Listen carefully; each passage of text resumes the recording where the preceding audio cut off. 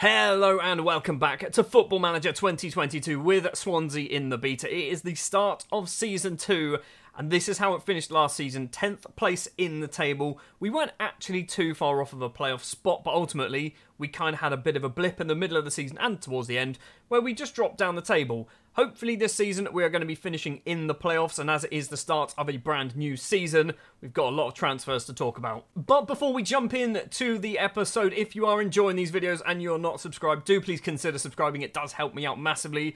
Let's get on with today's episode. We have brought in quite a few footballers, but we'll start with the players leaving the club. 3 bits of big money took place leaving the club. Jamie Patterson going to Nottingham Forest for £2.6 million. We loaned him out to them in January, and there was an optional fee, I think it was. He's obviously made that permanent. £2.6 million is a lot of money for somebody who, honestly, I don't think is that good. As we know as well, Nabil Bentaleb has left the club. £2.4 million going to RC Lens because of his minimum fee release clause. He played 23 times for us, scoring 3 goals. I don't think he's going to be missed, though, when we look at the players joining. Ryan Manning as well, similar to Patterson, leaving the club, signing for Derby County following a successful loan deal. I think this was about £1.4 million. What was it, 1.4? Yeah, 1.4 exactly. So, I mean, we weren't really playing him. He wasn't very good when he did play either. Let's talk about players joining. First of all, Will Smallbone has returned to the club on loan. I didn't think we were going to be able to get him back to the club. He went back to Southampton and then they loan listed him again, so we brought him back in. And I think we're technically paying less money this year than what we did last season. Juan Cruz has made his loan deal permanent from Osasuna. I don't know whether this was a good bit of business. We've probably overpaid. 350k doesn't actually sound too bad, does it? But he's probably going to be a backup left back. Jake Bidwell will probably be our number 1. On the right-hand side, we have loaned in another Southampton player, and it is Jan Valery, who is now a Tunisian international, 23 years of age. He's costing us too much money, and we realistically don't need him because we brought in somebody else who's probably going to be our number 1 right-back. Obviously, Ethan Laird isn't at the club anymore. He's gone back to Manchester United and probably injured himself on the way back home. We're doing these in no particular order, by the way. Our biggest transfer is Dale Fry, costing about £2.5 million signing from Middlesbrough. Apparently, my scout said he was a 4-star central defender. We brought him in, he's 3-star. I've really been looking to try and solidify our defence. A much better defence than what we had last season. Dale Fry was ideally going to be the linchpin when you think we've got Worrell, Fry, and probably Marco Friedel as our back 3 for the season. Plus, Reece, is it Williams? I've already forgotten his name. The guy from Liverpool has extended his loan deal as well for another season, so I think we've got a pretty good defence. At the sharp end of the pitch, up front, we have signed Daniel Ginzek. I'm probably butchering his name, a 31-year-old German striker, formerly of VfB Stuttgart, formerly of Wolfsburg, formerly of Nuremberg as well, and I believe Bayern? Borussia Dortmund, there you go. He's actually a very good club as well, scoring loads of goals for St. Pauli and Bochum, or St. Pauli at the very least. We've brought him in on a free transfer, and he's only getting paid £16,000 a week. I think Daniel, we'll just call him Daniel for the moment, is going to be a very useful striker for us. We've also brought in a 3rd-choice goalkeeper in the name of Dennis Franchi, who is an Italian goalkeeper signed from PSG on a free transfer. I don't know whether he's going to be any good, but he was free, not getting paid a lot of money. He's just probably going to play a lot of under-23s football. Next up, on the left-hand side is Tom Pearce, who is a 24-year-old left-back, and my coaches said sign him, whatever the costs. He was free, so we signed him, and he's actually not that great. He might get a few games as a left wing-back. We are obviously training him up to play as that left wing-back role, which is what we're going to be playing for the majority of the season. I think he's going to do a reasonable job. Also, no, he's not related to me. Joining from Manchester United is Dylan Levitt. I think he's come from Man United. Spent last season on loan at Dundee. Spent a season in Croatia, or half a season in Croatia, and half a season playing for Charlton as well. He's left Manchester United on a free transfer. We've picked him up, obviously, on a free transfer. I think he's actually going to be very good as essentially a straight like-for-like replacement of Nabil Bentaleb. He's 5'11", but his aerial ability is absolutely awful. Jumping reach of 5, heading of 3, that is his main downside. He's only 21, so hopefully we can maybe train him up into that. Also joining from Manchester United is Charlie Wellins, 19 years of age, son of Richie Wellins. I think it's his son, isn't it? It is. It is Richie Wellins' son, who is currently a coach who's unemployed. Do we get him in? We don't need him. Charlie Wellins is here, free transfer, one for the future. He's only 19, going to be in the under-23s. Might get the occasional game in the first team, maybe an odd cup game here or there, but I think for a player for the future, he's pretty decent. This signing actually took place before I completed the Will Smallbone deal. Tommaso Baldanzi has joined on loan from Empoli in Serie A. I think it's Serie A, maybe they got relegated until the end of the season because I wanted another advanced playmaker in the middle of the pitch. Baldanzi is, I mean, he's good, isn't he? He's pretty decent. He's probably not going to play anywhere near as much as perhaps he needs to, and he has cost us 20,000. I think it's going to cost a lot more than that. Yeah, it's maybe it's only 20,000. That's not too bad. We have also picked up Ryan Fredericks, who was released from Aston Villa, and he is going to be our number one right back for the season, replacing Ethan Laird. I think Fredericks, with his pace, is going to be pretty decent playing for this Swansea side. I really need to start checking whether any of them played for Cardiff in a previous life, because I feel like if they did, they wouldn't be welcomed at the Liberty Stadium. And our final player to talk about is Carlos Fernandez, a 26-year-old Spanish striker and attacking midfielder signed on loan from Real Sociedad. Brought him in primarily as the advanced playmaker, but obviously he can play pretty well as a striker. Last season, I'm sure you're aware, we kind of struggled scoring goals, which is why we've gone quite heavy into actual good strikers. Hopefully Carlos Fernandez is going to score a fair few goals. He is costing us a fair chunk of money.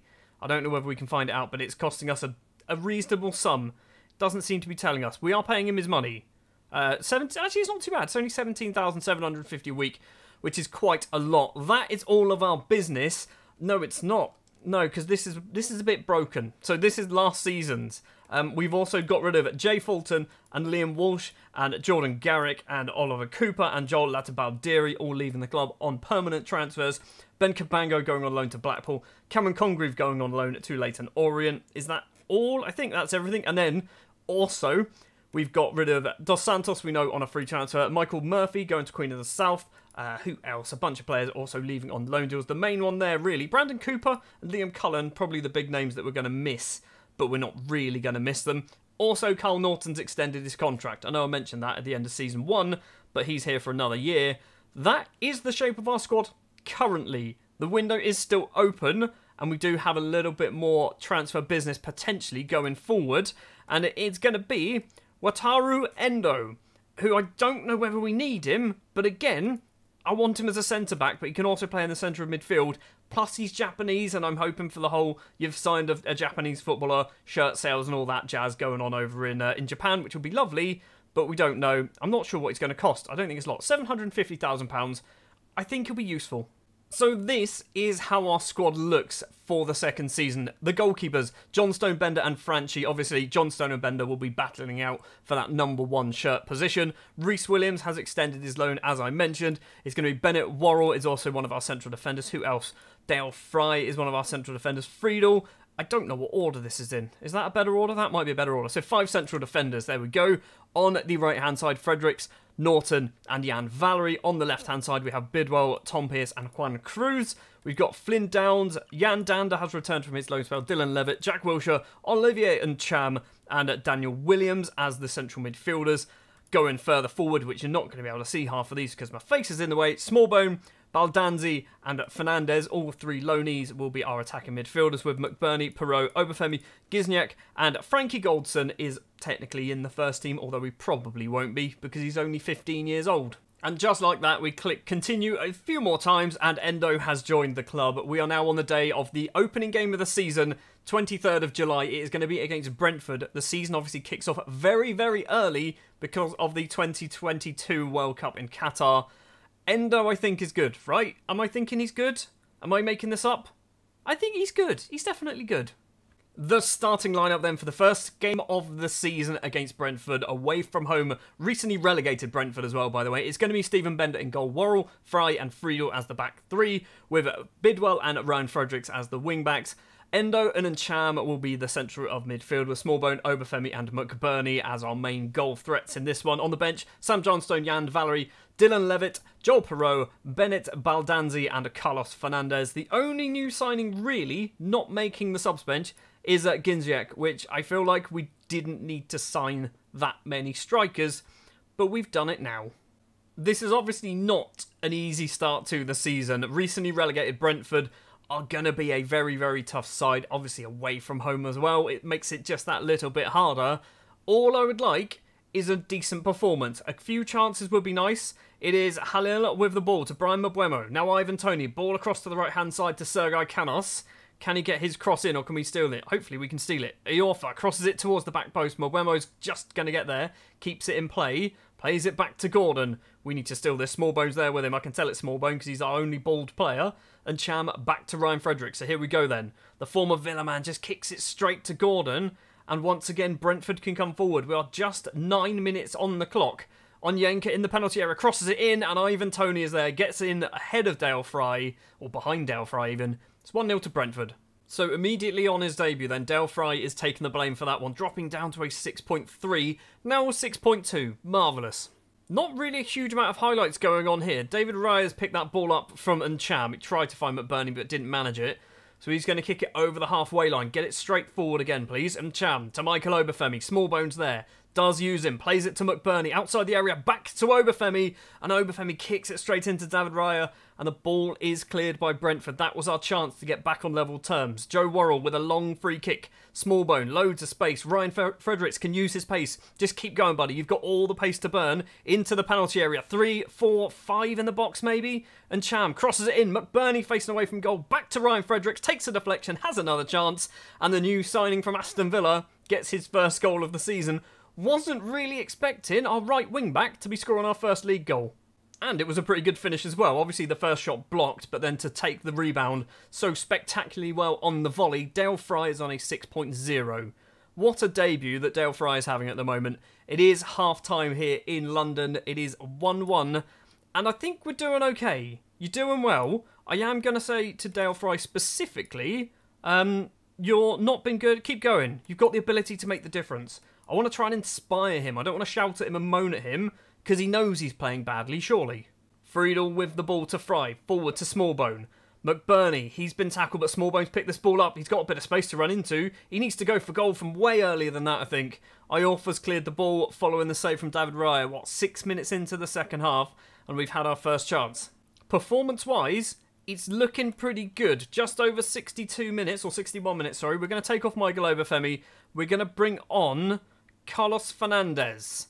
I think that's who we're going to go for. So Carlos Fernandez as a pressing forward. He can do it. He can certainly do it on support. He's only 3-star. Do we swap Fernandez? What's happened there? Do we swap Fernandez with McBurney and do it that way round? That might be a better way round, you know. Second half performance from Dale Fry also hasn't really improved a huge amount, has it?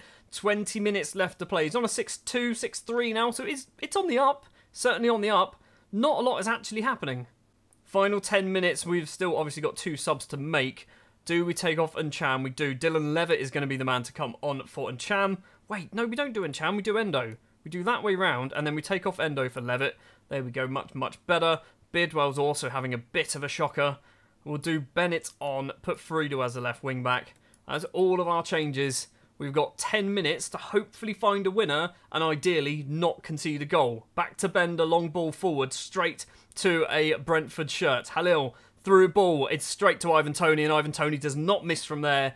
It is 2-1 to Brentford, and all of that came from us just not, like, that was the goal kick, wasn't it? That was the goalkeeper's kick out, straight to one of their players. He just didn't kick it far enough. So, with very little time left to play, I mean, we're going to change to attack, and it's not going to do anything.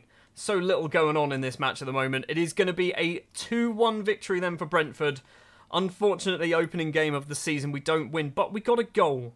Yes, I'm proud of your efforts, and then I'm going to say to you two, you weren't very good. You didn't play well today. I'm also going to say to Obafemi, you didn't play well today either. You let yourself down. Anyone else? I mean, Carlos Fernandez didn't really play a huge amount. I'm going to leave Endo. It's Endo's debut, and he's a 6'5". Isn't terrible, is it? Well then, after one game so far, obviously, we're down the wrong end of the table. 17th, actually, because lots of other teams also lost.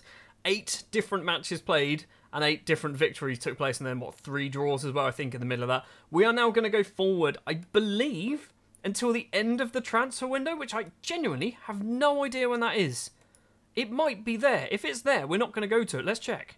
Transfer window. There we go. Right, so it is the 31st of August. We're not going to go until the 31st of August because that is literally 2 months worth of football. I think what we'll actually do is we'll go forward to the Charlton game. We'll skip the Ipswich Cup game. I'm not too interested in the Cup. We'll come back for the 30th of the 7th match against Charlton. Home match as well, and hopefully we can win that one. For match number 2 at home against Charlton, we're going to stick with the same formation, but a few changes for the starting 11. Sam Johnstone comes in goal. Worrell, Fry and Friedel keep their back 3 positions with Fredericks and Bidwell as the wing-backs, and Cham and Downs in the middle with Smallbone, Ginzek and Joel Perreault as our strikers in this one. We've also played Ipswich in the Carabao Cup, I think it is, and we won that one 2-0. Should have been 3-0. Michael Obafemi hit the post in the last minute as well. Should have actually just put it in the bottom corner. Sets up a second round tie against my team Southampton, which we are probably going to get battered in. Hopefully the victory against Ipswich in the Cup has kick-started our momentum a little bit. Obviously losing against Brentford earlier on in the episode, probably not good for the old confidence at the start of the season, but Brentford is certainly a team you'd expect to lose against. Joel Perreault with the ball, goes for a long-range curling effort just wide of the goalkeeper's post, literally 2 minutes on the clock. First chance on goal isn't too far away. Lavelle with a free kick for Charlton. Gilby back to Lavelle, 10 minutes on the clock. Jake Forster-Caskey back to Pearce. Steal it. Oh, I thought Obafemi was... Not Obafemi, sorry. I'm not even sure who that is. And Cham, apparently. Gunter to Kirk. Kirk's going to go backwards to, I assume that is Chris Gunter. Are we going to steal the ball? It is back to Lavelle. Somebody steal it. Over the top towards Sanchez. Del Fry with a header there, though. And Cham to Perreault. We're overloading on the left-hand side. Daniel Ginzek, he's going to go across to the right-hand side instead. Fredericks, our league goal scorer, tries to get the ball through, but Purrington makes a very good block. Joe Worrell gets it back for us, though. Is he going to try and do something? Finds Ginzek, invites Ryan Fredericks forward on the right-hand side, crosses it in low, and it's not a good cross. Joe Worrell's going to keep this alive, though. Plays it to Ncham. Lovely touch to get past his man. 3 in the box. Perreault's there, and Joel Perreault heads over the bar. Nice bit of action there going our way, but unfortunately, we didn't even get a shot on target. Corner for us, and it is going to be Oliver Ncham on that left-hand side. Right-footed corner towards Marco Friedel, and he's rattled the bar from the corner, and it goes over. Another chance goes begging. 7 shots, 0 on target. We've had a shot on target, apparently. We didn't see it, and Charlton now coming forward with the ball. Purrington plays it back to Pearce. Are we going to try and put some pressure on them? We'll just let them pass it about. Probably let them pass it about, to be honest. Chris Gunter, the former Nottingham Forest man, back to Lavelle. Sam Lavelle's running forward with his yellow card early on in the match, so he picked that one up. Chris Gunter again just inside the Charlton half. They're trying to ticky-tacker their way around us, and we are trying to ticky-tacker our way around them. Lavelle again has the ball. They don't like to pass it anywhere further than their back 4, do they? Purrington's going to play it on the floor, straight through the middle.